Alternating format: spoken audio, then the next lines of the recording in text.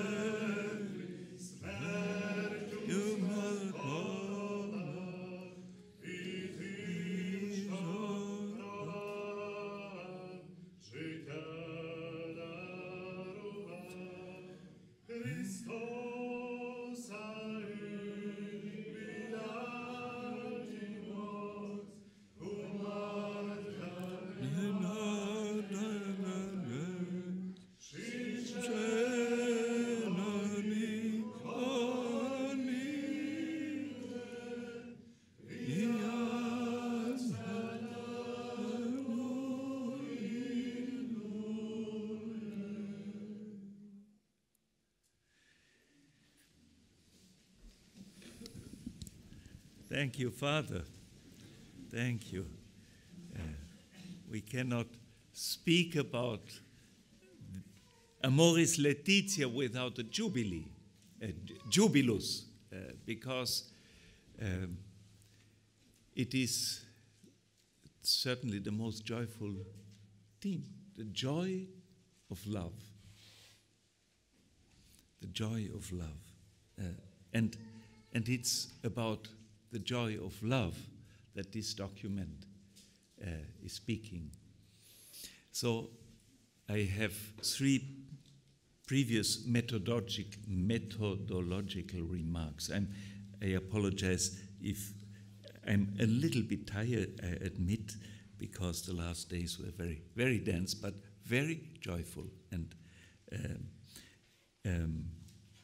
first of all, I must express my deep joy and gratitude for this document. I have read it, and I have read it with great and growing joy. That means it's worthy to be read, and to be discussed after having been read. Would be quite useful to have read the document before discussing it. Second previous remark, Pope Francis told us at the beginning of the Synod, I see one participant of the Synod among us, of the first Synod. Yeah, we were together in the same language group. Yeah. Parlate con paresia e ascoltate con umiltà. He has repeated several times as an invitation, speak with frankness, with paresia. And he said, I was sad when I heard from a cardinal that he didn't express what he had in his heart and mind because he thought it may offend the Holy Father. No. Frankness, paresia, is a mark of Christian attitude.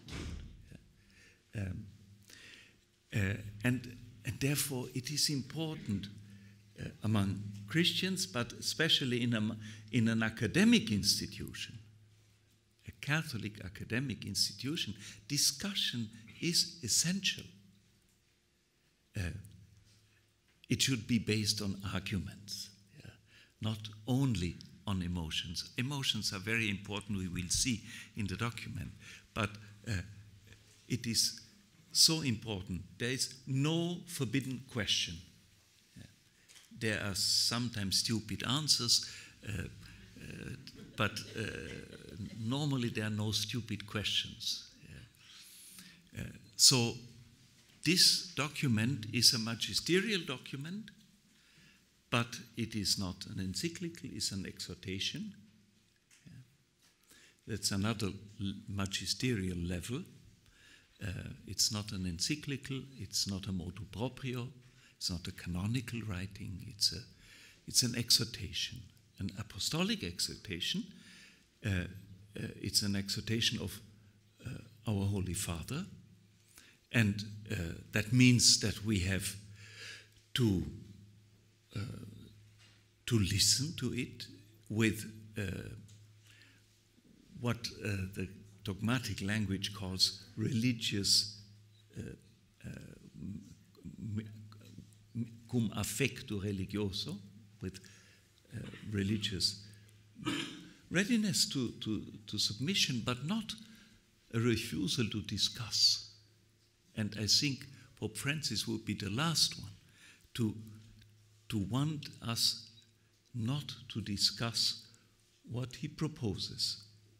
And he is here well in the line of Pope Benedict, who as a professor, as a bishop, and then as the Holy Father, as the Pope, always insisted that we need this frank discussion, because we are all in search of truth and on the way of truth, and therefore we need also to illuminate each other with our view and our thoughts.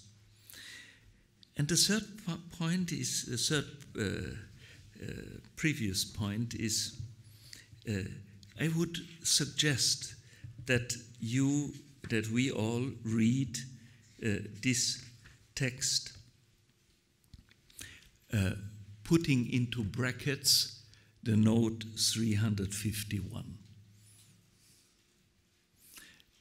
It's the only place where the question of the sacraments is addressed for those in irregular situations. It's a very short note. But it tends to become the question of the synods and the questions of this apostolic exhortation. Pope Francis said to me in an audience when we spoke about the coming synod, between the two synods, he said to me, è una trappola. It's a trap.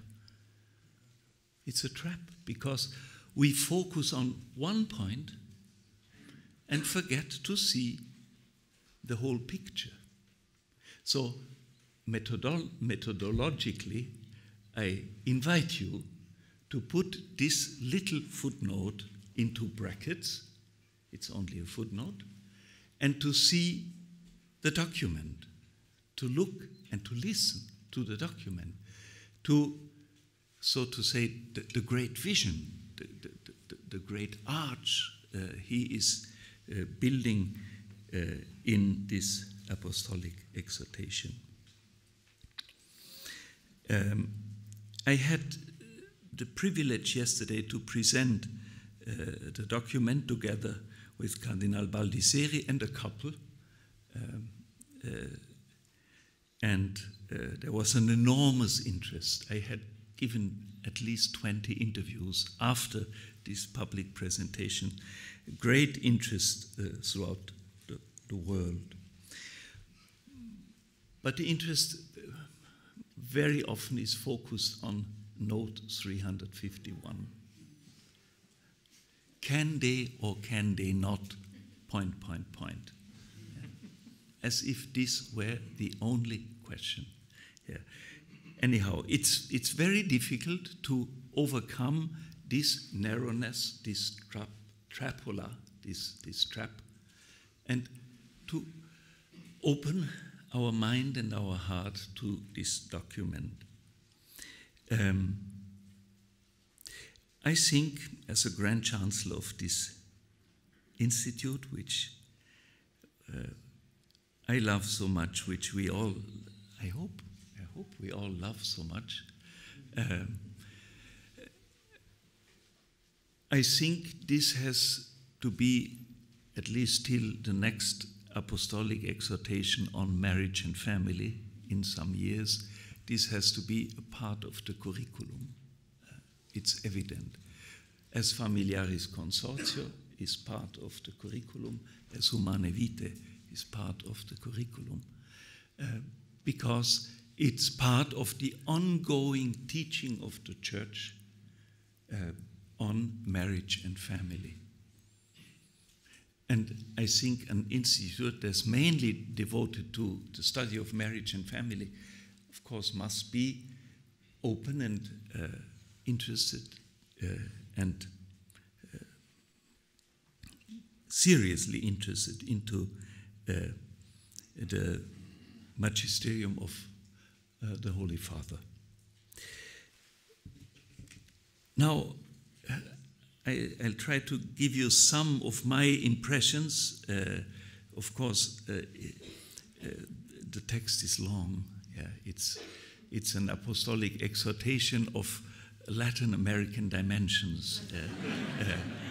We were used to Polish dimensions in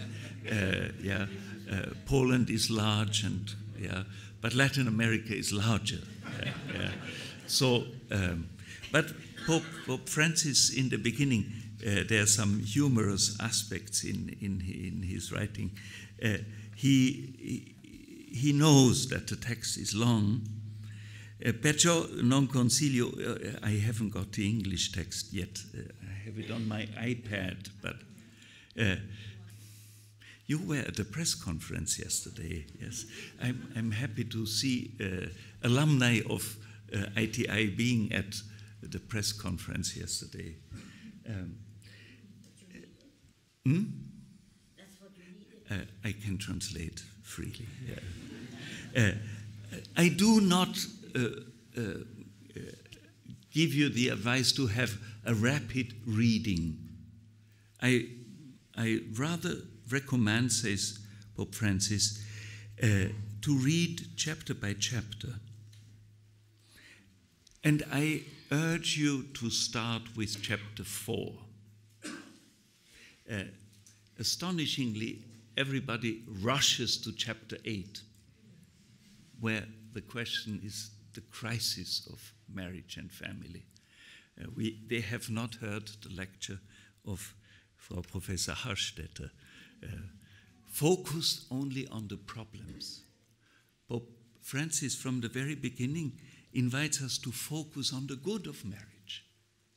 It's the whole encyclical, the whole apostolic exhortation is a great jubilus on the beauty and the richness of marriage and family. But of course, if you have a narrow focus only on one question, then you will miss the rest. So I urge you to read especially chapter 4, which is a great comment on chapter 13 of the first letter to the Corinthians.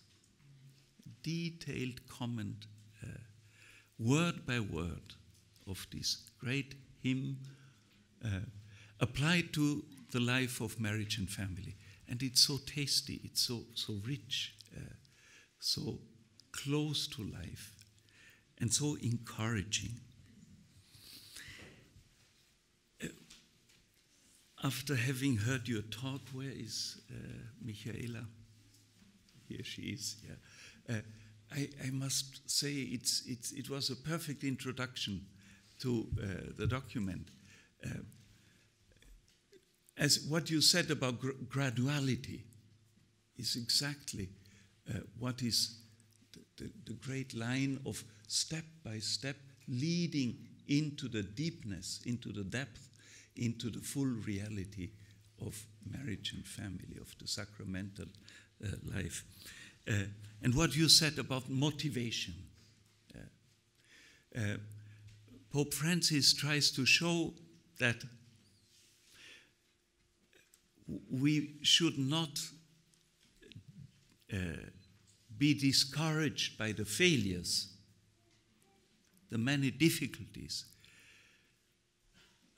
to be motivated for the sacrament of marriage.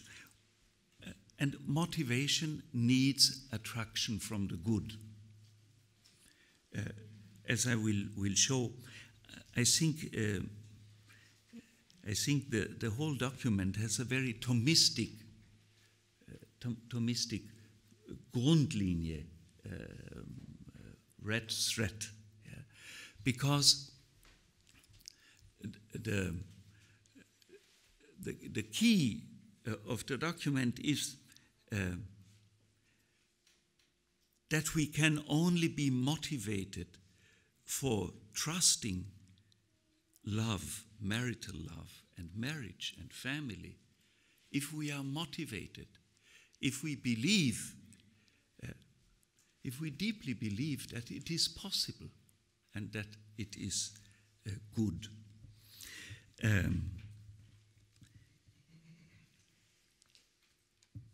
But nevertheless, I want to start with, after this introduction, start with a point which may not receive the full agreement of all of you, and I'm not afraid about that because we can discuss it.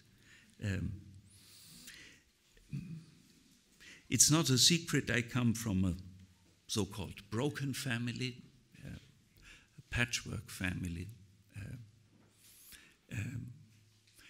We have received now a seminarian in the diocese, very nice young man, good, talented young man.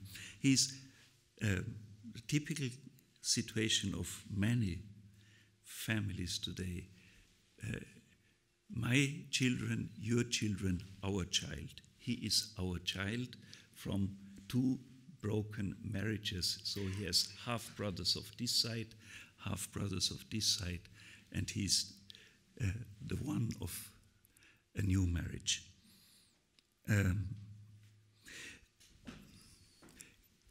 Can you, sorry to say that, but I think it is important to also to understand the notes of this document, the sound of this document, or the taste.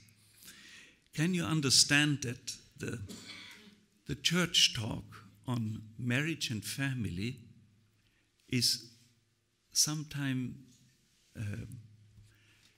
difficult to listen to for people who have not had the chance to grow up in a solid family. And this is the case of a great number of young people. How does the church address them, encouraging them that marriage and love is possible? What language do we have on marriage and family? And I think this is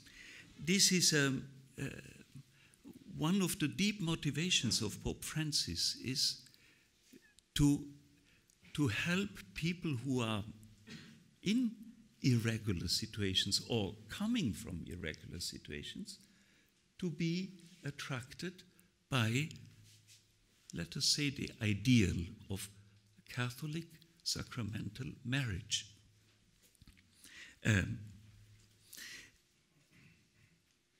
Pope Francis overcomes somehow, and I think this is important, overcomes somehow a dichotomy between the regular and the irregular situations.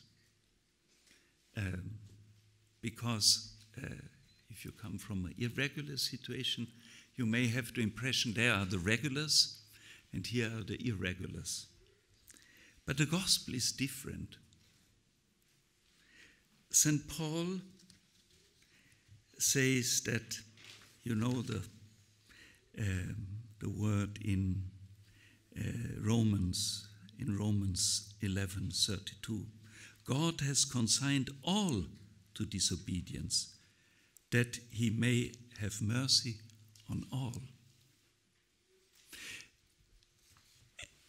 The deep line of this document is what Michaela said in her talk from Professor Ratzinger. Yeah? We are all in via. We are all in via to holiness, all. Whether our marriage is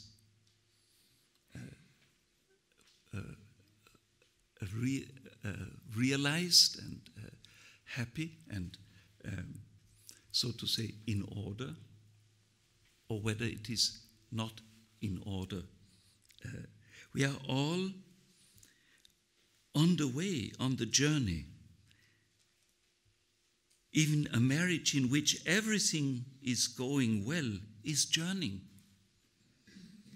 It must grow, it must learn, it must grow even into old age. There's a beautiful passage where Pope Francis speaks about the renewal of marital love in old age. Yeah. How to learn the new dimensions of all the aspects of marital love in elder years. We are all on a way. And therefore the language of this document is inclusive, not in the sense of gender inclusiveness. It is inclusive, as he explicitly said. The gospel addresses everybody. And it's an invitation to everybody. It's an invitation. And the Christian discourse on the family, the Christian vision of marriage and the family, has to become an invitation, an encouragement to the joy of love in which we can believe and from which nobody is excluded. Really nobody. Yeah. So what I would call the kind of language event of Pope Francis, already Evangelii Gaudium, and now Amoris Laetitia, is a language of deep respect and appreciation. I know some are afraid when you say, how can you address irregular situations with a language of deep respect and even appreciation?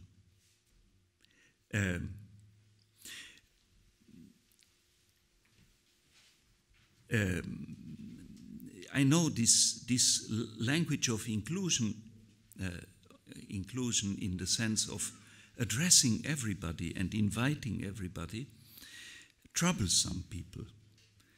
It's the fear of relativism.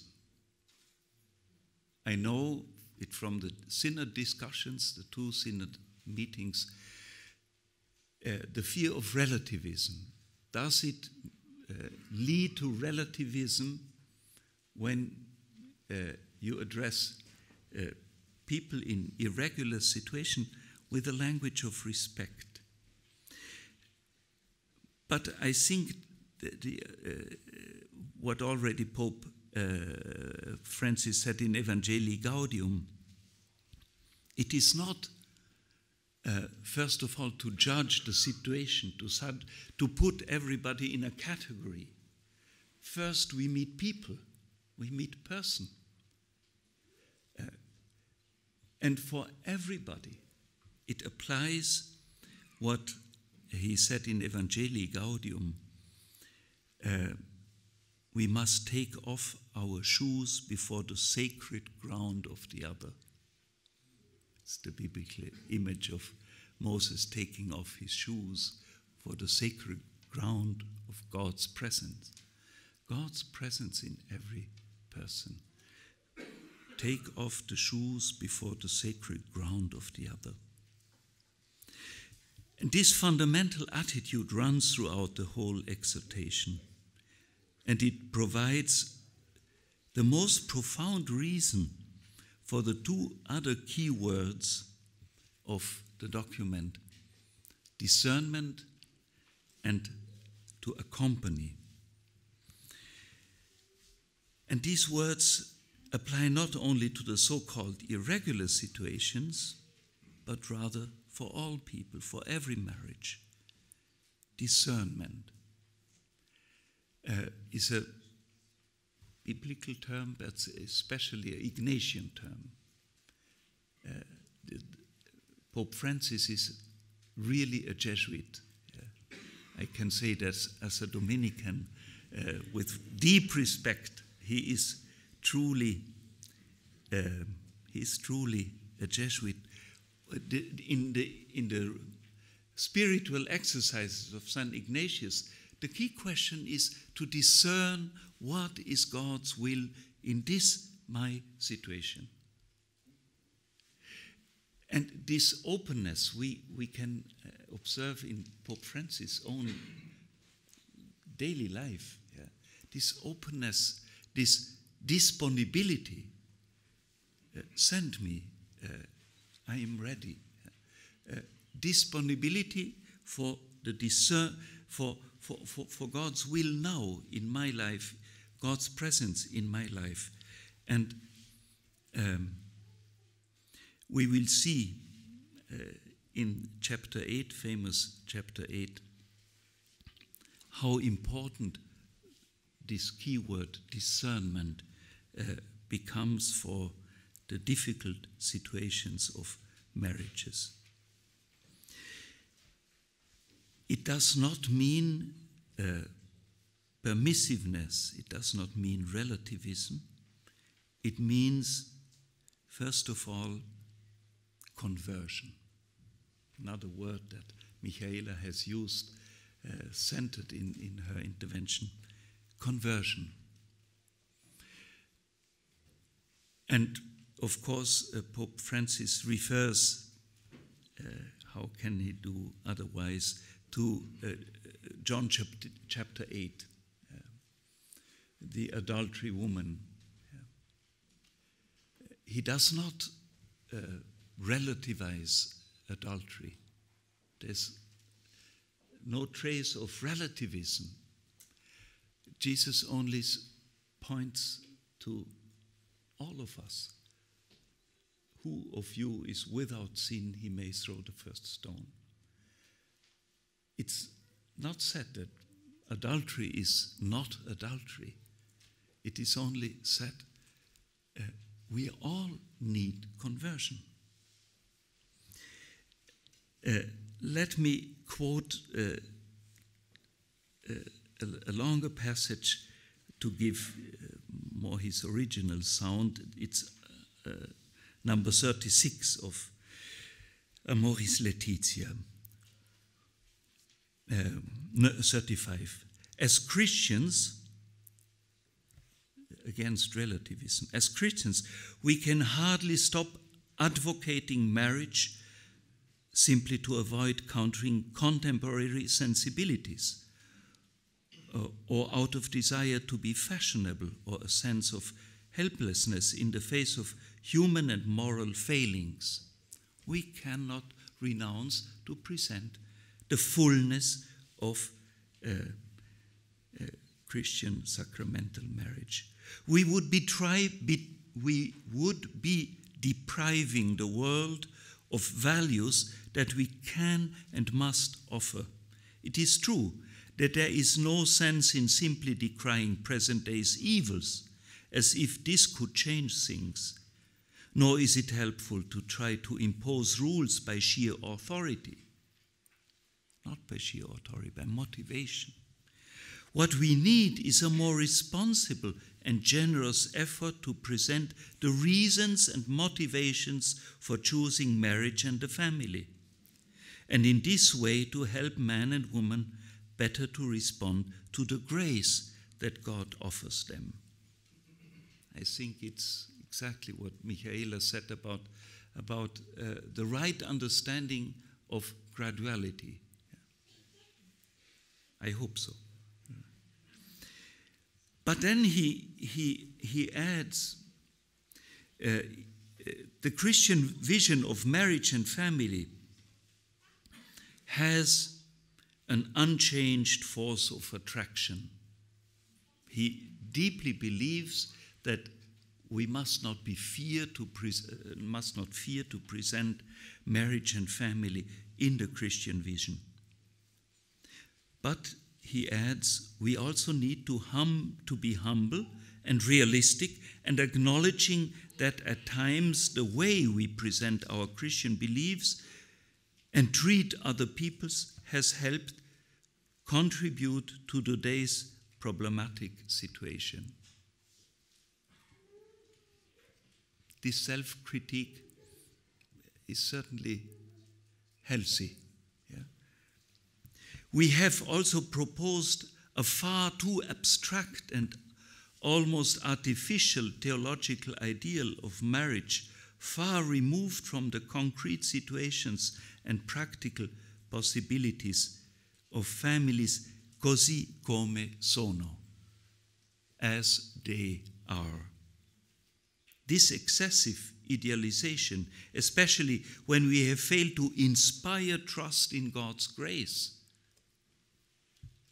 has not helped to make marriage more desirable and attractive, but quite the opposite.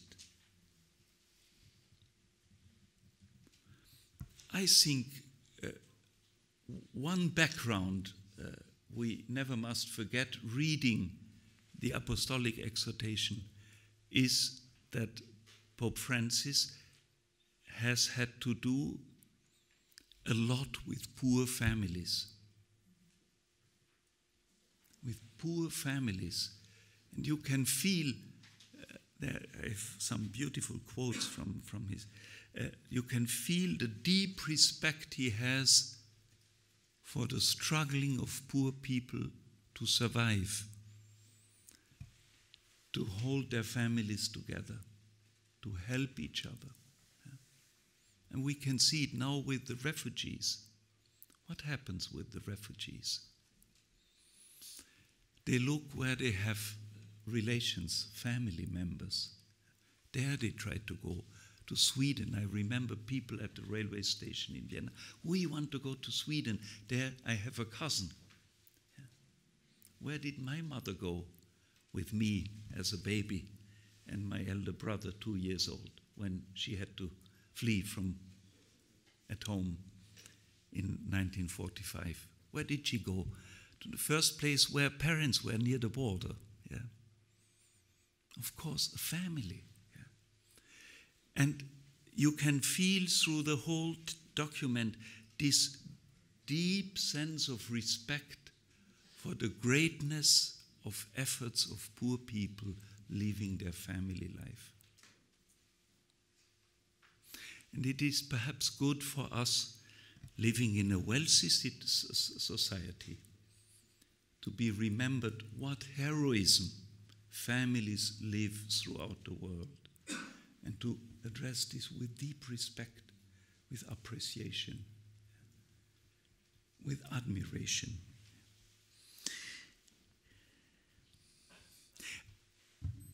I said yesterday, I can't, Jocelyn, you hadn't been in the second synod. You have been in the second synod? No, only in the first, yeah. In the second synod, we had 13 language groups. 2 of the language groups began their work with an interesting experiment. They exchanged, each of the members said, how is my own family situation? It's very interesting. Suddenly, these 20 people of the language group were in the midst of the reality of their own families. And what we have been discussing in the Synod are these realities. So I think our own families as they are.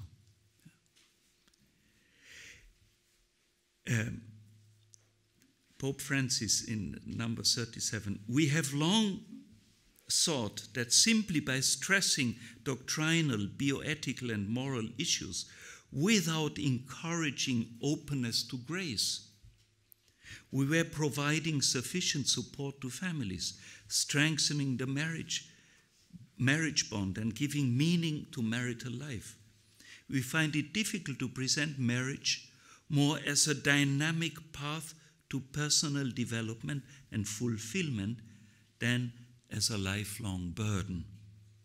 We also find it hard to make room for the conscience of the faithful, who very often respond to best as they can to the gospel, admit their limitations, and are capable of carrying out their own discernment in complex situations. We have been called to form consciences, not to replace them. I know when we speak about conscience in our days, there is immediately the fear that that becomes subjectivism. But we cannot renounce to speak about conscience only because there is an abuse of the concept of conscience. Strengthening the conscience. As we are here in a place of studies, I would like to propose a passage from the chapter 5 on education. You can feel the Jesuit in this chapter. It's a beautiful chapter on education in the family.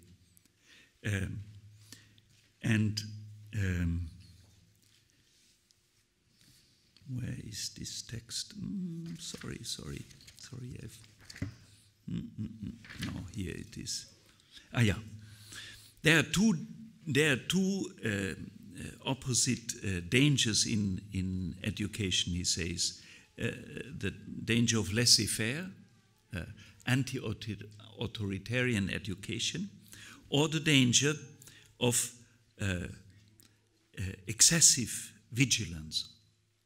And I quote this text on obsessive vigilance. Obsession, however, is not education, he says. We cannot control every situation that a child may experience. If parents are obsessed with always knowing where their children are and controlling all their movements, they will seek only to dominate space, but it is not a way to educate, strengthen, and prepare their children to face challenges. What is most important is the ability lovingly to help them grow in freedom, maturity, overall discipline, and real autonomy. I think what Pope Francis says here on education is very true for marriage and family.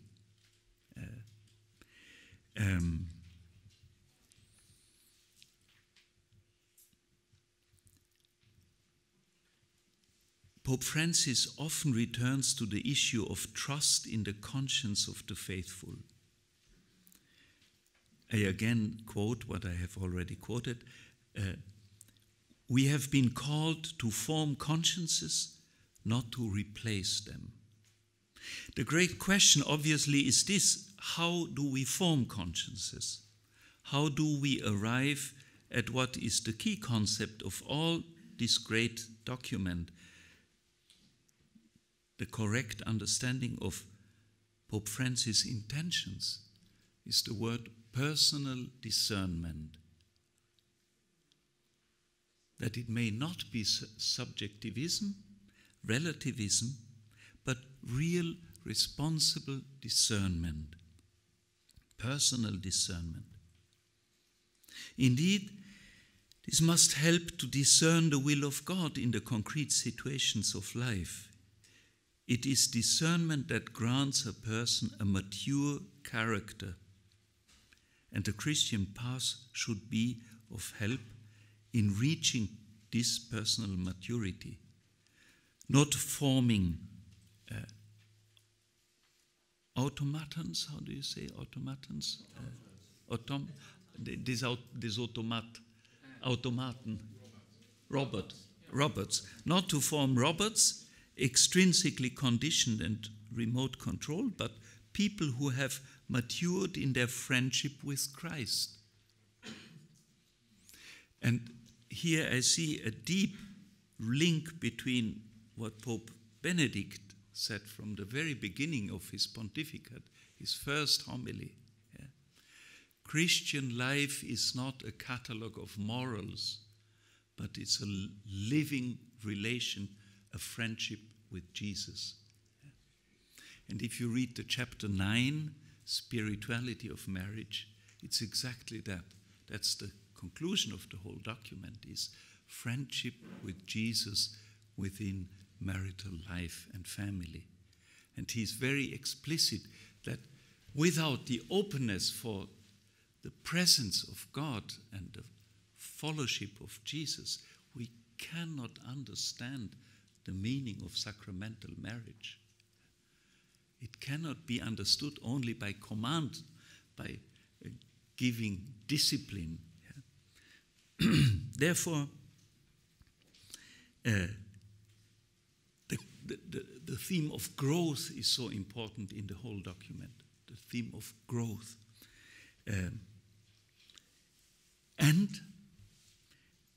That I had great joy to read the Passions.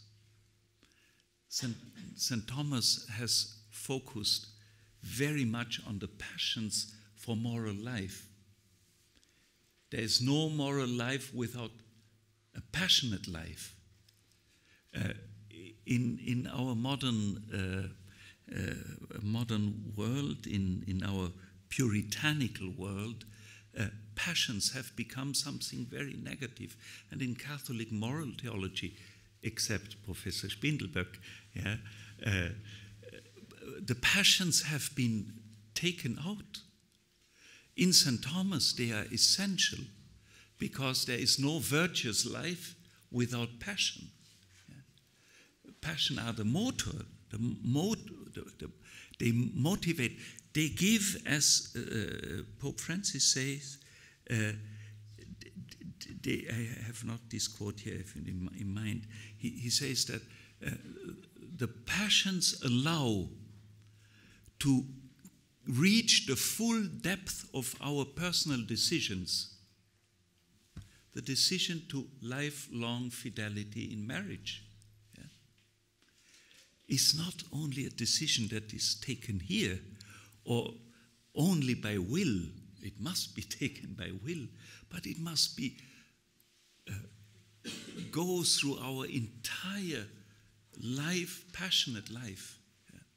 And therefore I recommend to you to read this chapter. I remember that Pope Benedict has, Cardinal Ratzinger has asked us, Dani may remember, that in the moral section of the Catechism there is an important chapter on passions. Yeah. You remember. Yeah. Because the third part of the Catechism is not Christian morals. Yeah. Life in Christ and life in the Holy Spirit. Frau Professor has said, yeah, explicitly, it's not the moral part, the third part of the Catechism, is life in Christ. Yeah. And to see marital life under this aspect is, of course, a great change. So I come to the last point, and of course we must speak about the number 300 in chapter 8, yeah, and a little footnote, because it would be unhonest to leave it out, even if it is a trap to focus only on this question. Number 300 deals with the question, the le circostanze attenuanti, the, how do you say in English? What a good idea to have an English text here.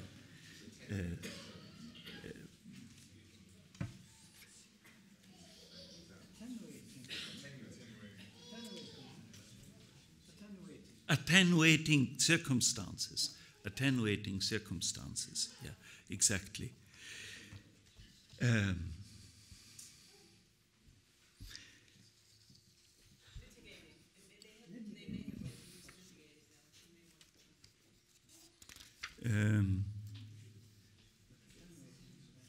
Yeah.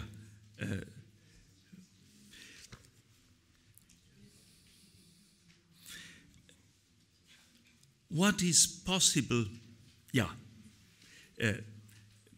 To make it clear, I apologize. I'm a little bit tired and not so a little bit confused, but I hope we'll come to a good end.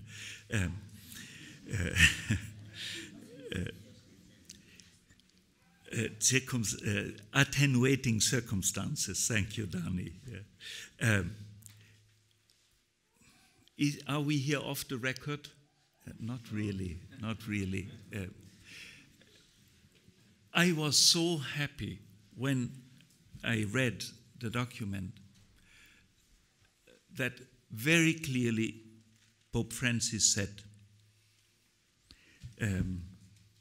if we consider the immense variety of concrete situations such as those that I have mentioned, the irregular situation, it is understandable that neither the Synod nor this exhortation would be expected to provide a new set of general rules canonical in nature and applicable to all cases.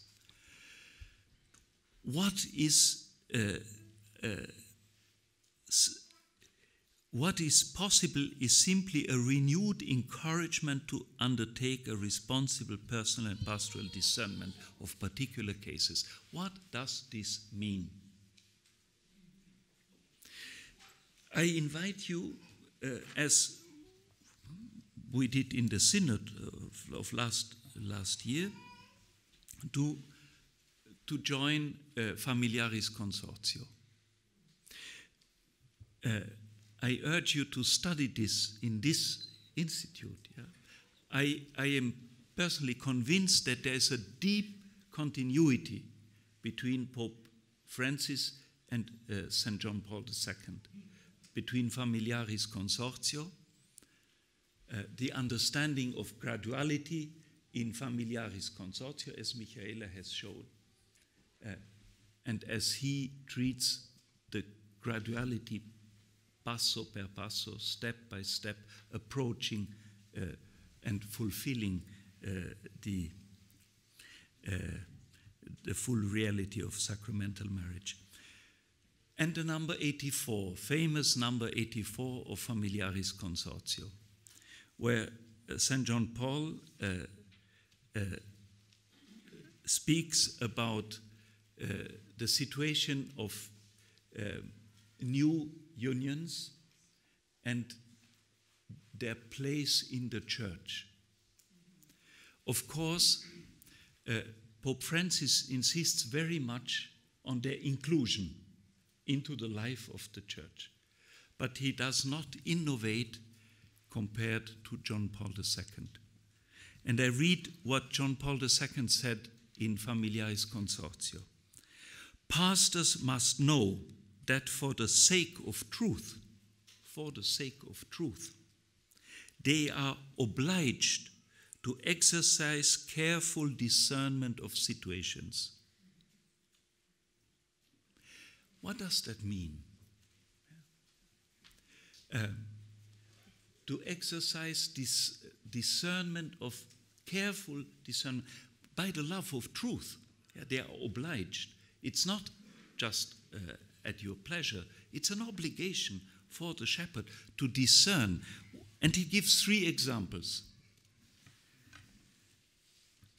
There is in fact a difference between those who have sincerely tried to save their first marriage and have been unjustly abandoned.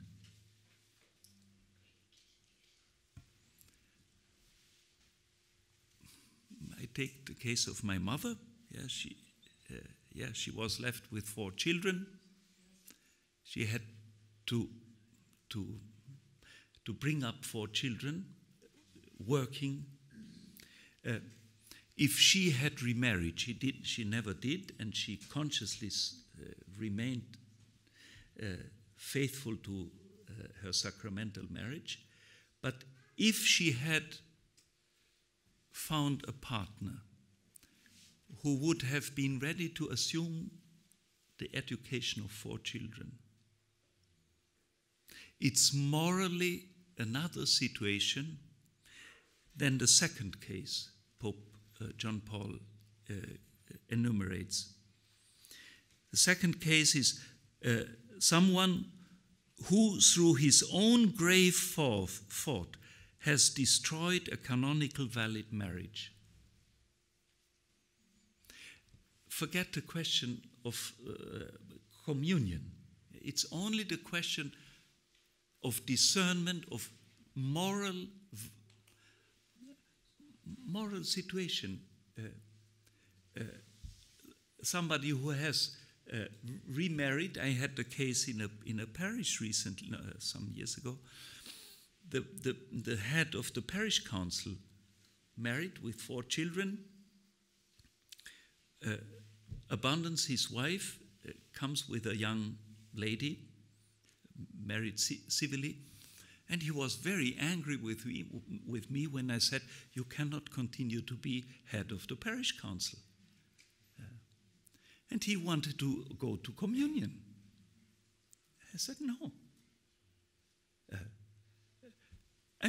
That's another situation that if somebody who has wanted to stay faithful, but out of poverty, out of misery or whatever, assumes a second marriage. The point here is only to come to a different moral valuation,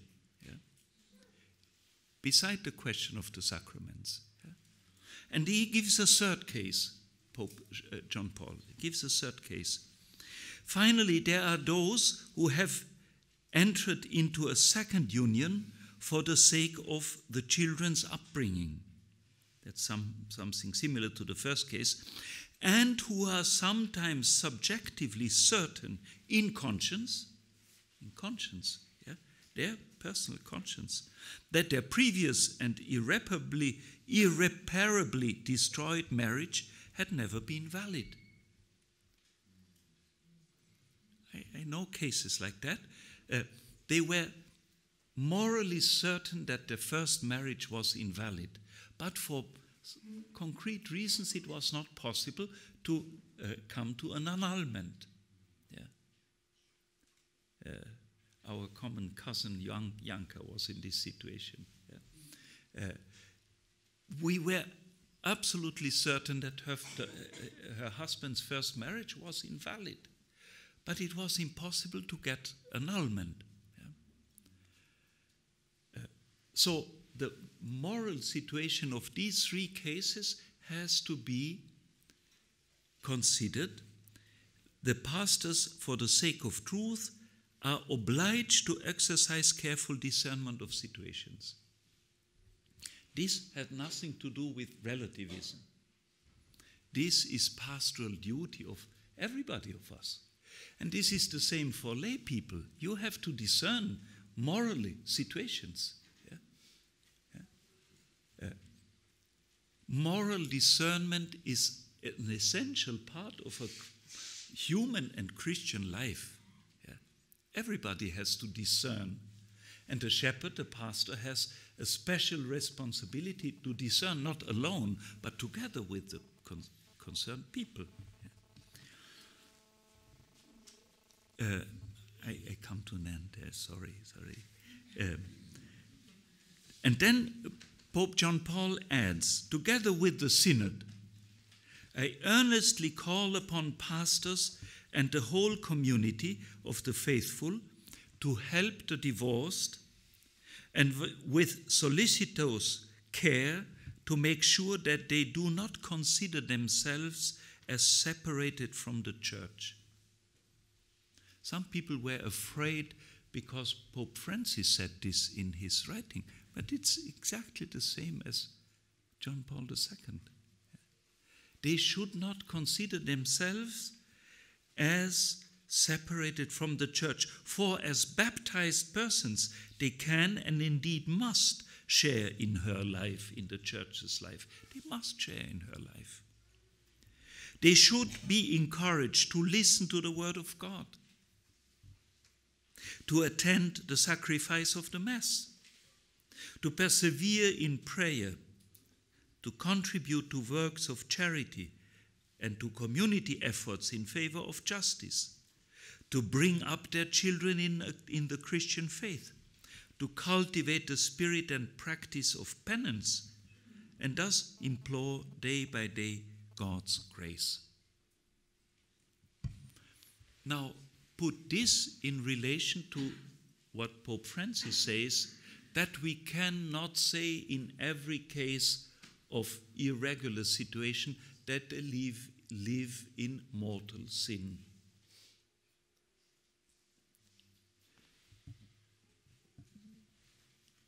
It is exactly what Pope John Paul said. You cannot do all this if you live in mortal sin. It's a difficult discernment.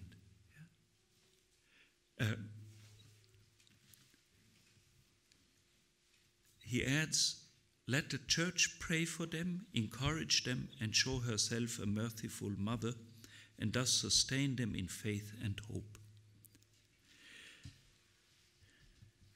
I think we have a lot of work to do in this institute to go over again and again over these documents, the Church's magisterium, and to see what it really means,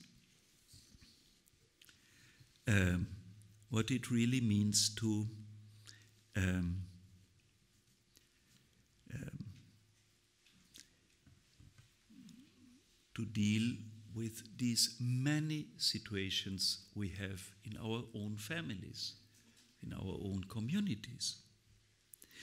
I remember what Pope Francis does. Pope Benedict had already asked about these situations. There are no easy recipes. And Pope Francis says, it's not black and white.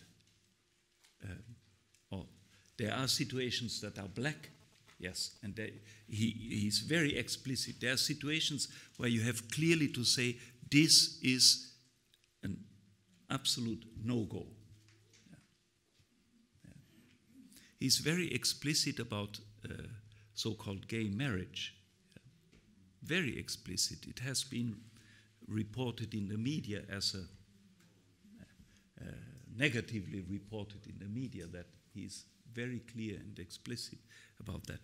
There are clear no-goes. Yeah? But there are many situations where, in the line of what St. John Paul already said in Familiaris Consortia, the integration of people in irregular situations is a pastoral duty, because they are baptized and they are called to live as they can, in the limits of what they can, their life of faith. And now at the very end, the question of this little footnote. I show you the text in English. It's 300.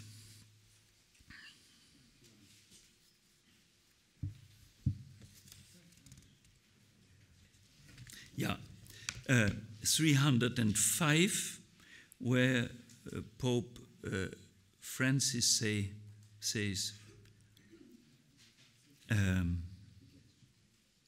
Because of forms of conditioning and mitigating factors, it is possible that in an objective situation of sin,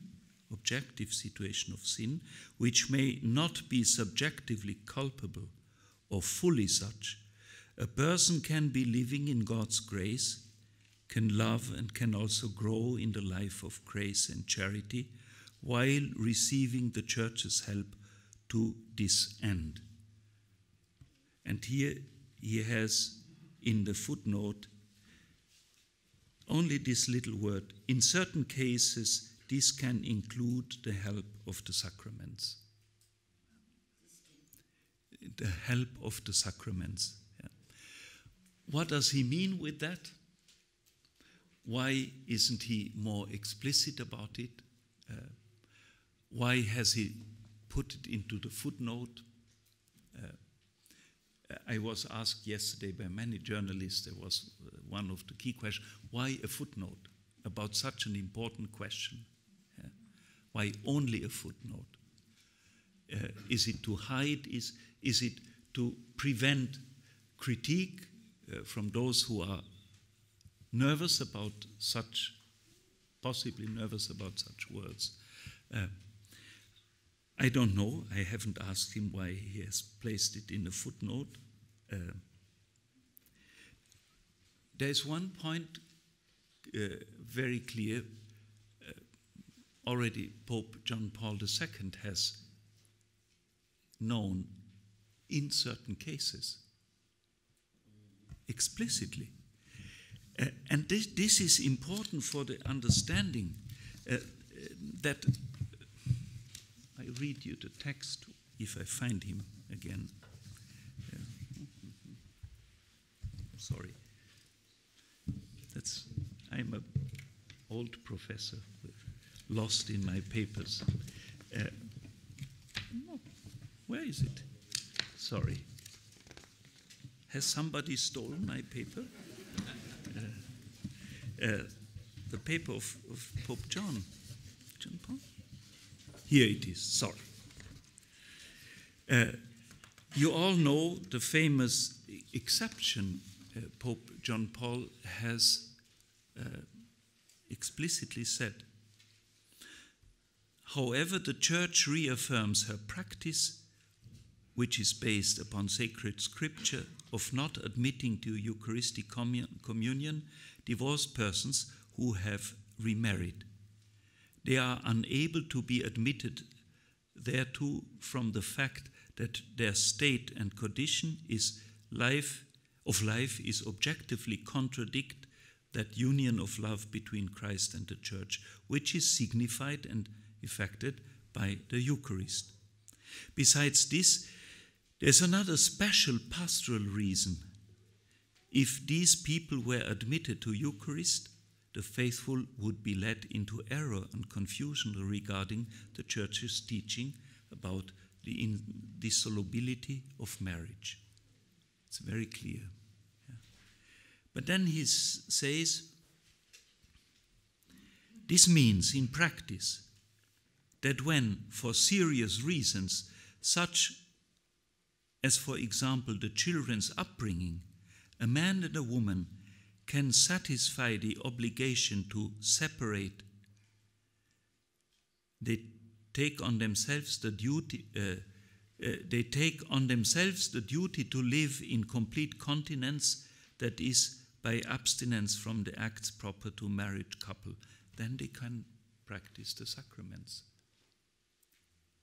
Of course, being careful not to give scandal.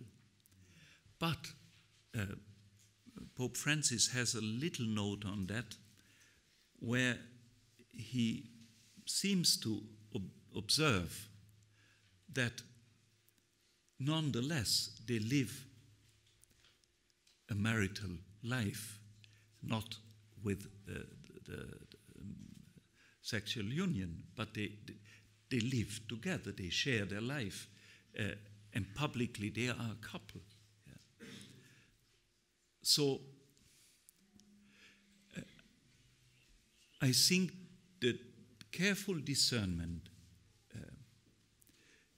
requires from the pastors and from the people concerned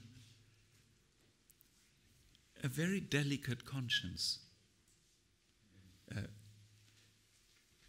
We all know, probably not in better countries than in Austria, that many of our priests admit divorced, remarried people to the sacraments, without asking or without discussing. That's a fact. And it's difficult to handle for the bishop. But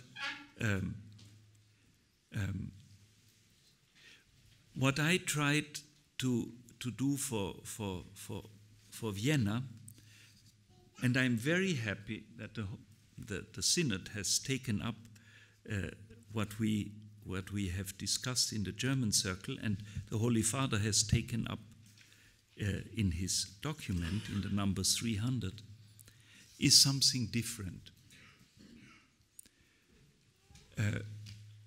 We call it the way of the 5 attentions.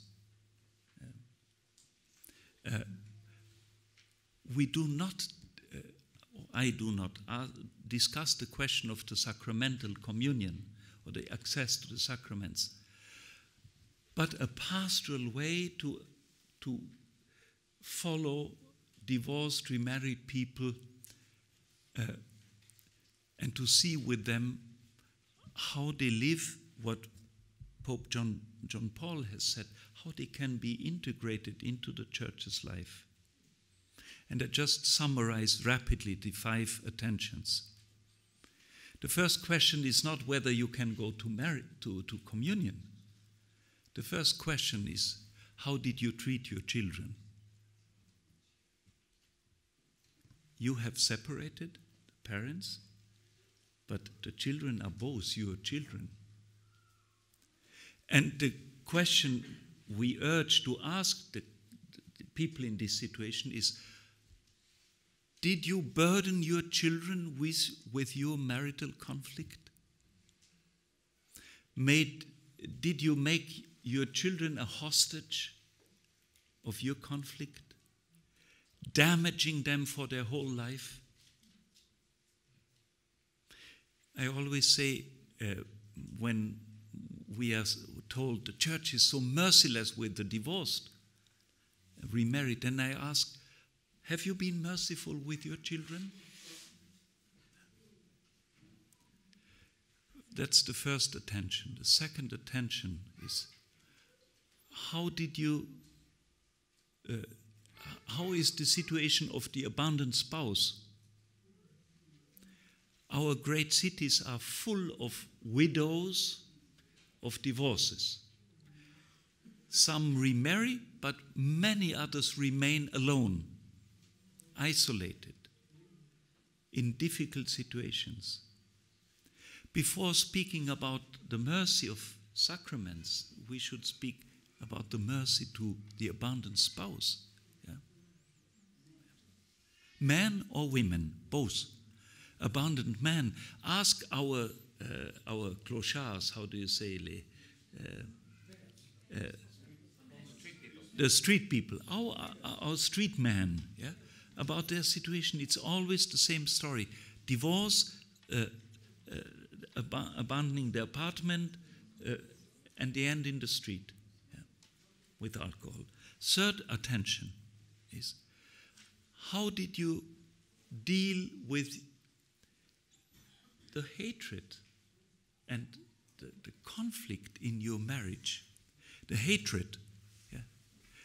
Did you enter a new marriage, a new union, with the whole burden of your hatred of the unresolved, unreconciled situation of your sacramental marriage?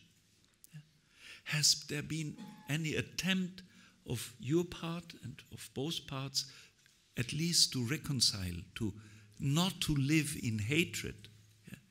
The fourth attention is the question, what example did you give to the Church, to the society? Pope Francis speaks a lot about the damages of divorce. Read these passages.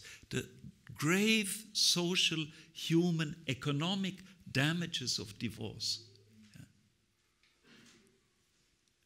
And the fifth attention is, how is your situation in conscience with God? You cannot betray God. You can